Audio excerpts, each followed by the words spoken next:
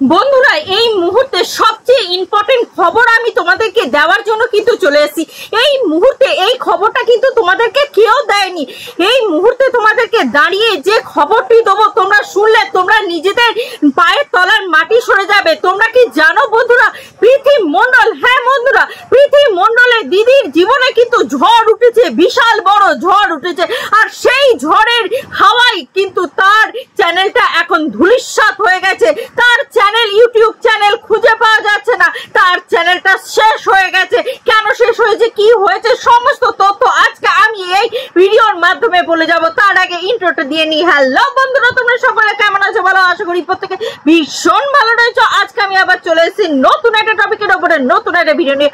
অবশ্যই বন্ধুরা তোমাদের আজকের এই ভিডিওটি ভালো লাগবে। ভালো লাগলে একটা করে লাইক করবে, শেয়ার করবে, কমেন্ট করবে আর প্রচুর পরিমাণে সাবস্ক্রাইব করে নেবে আমার এই ছোট্ট চ্যানেলটিকে। বন্ধুরা সত্যি কথা বলতে কি, তুমি কি জানো, তোমরা কি জানো, আমরা যে দেখতাম একটা ভালো কাপেল অভিজিৎ এবং তিথিদির মধ্যে দেখতাম একটা ভালো কাপেলের সম্বন্ধ, ভালো কাপেলের সম্পর্ক।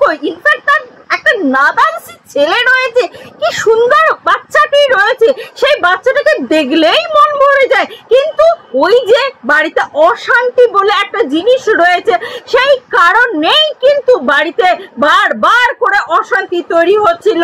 আর সেই এর কারণটা ছিল, মূল কারণটা ছিল ইউটিউব। কি কারণে হয়েছে? ইউটিউবে ও সব কাজ ফেলে ইউটিউবের পিছনে পড়ে থাকতো। এই তিথিদি ছেলে কাজ বা সমস্ত কিছু সেরে টেরে তারপর কিন্তু ইউটিউবের পিছনে পড়ে থাকতো।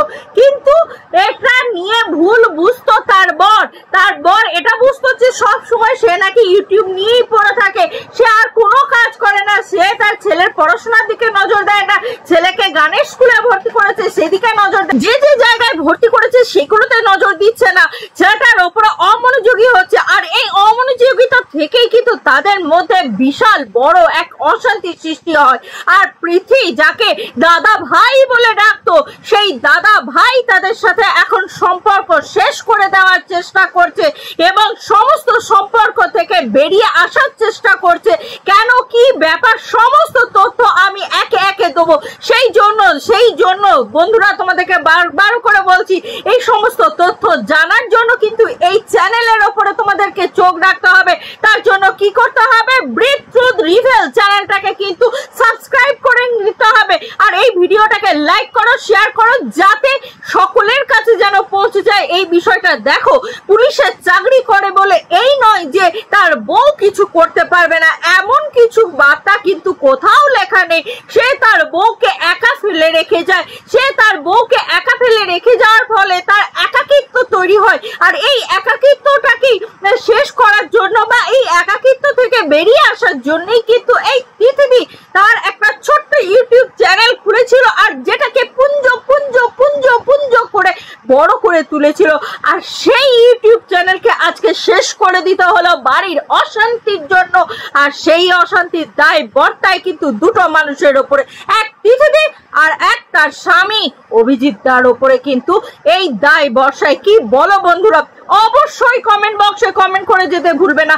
আমরা তো এতদিন জানতাম যে সত্যি তারা খুব সুন্দর কাপেল, নাইস কাপেল, তাদের মতন আর কোনো সম্পর্ক হয় না। কি সুন্দর পুলিশের মানে চাকরিটাকেও মেনটেন করছে, আবার ইউটিউবটাকেও মেনটেন করছে, কি সুন্দর একটা জীবন যাপন করছে।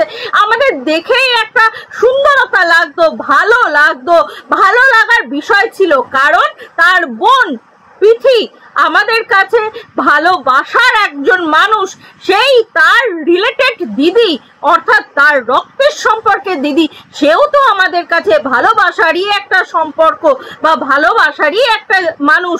তাহলে সেই মানুষটা যখন কষ্টে রয়েছে তার পাশে দাঁড়াবো না বললে হবে বন্ধুরা? অবশ্যই তার পাশে আমরা মন প্রাণ দিয়ে দাঁড়াবো, 100 বার দাঁড়াবো।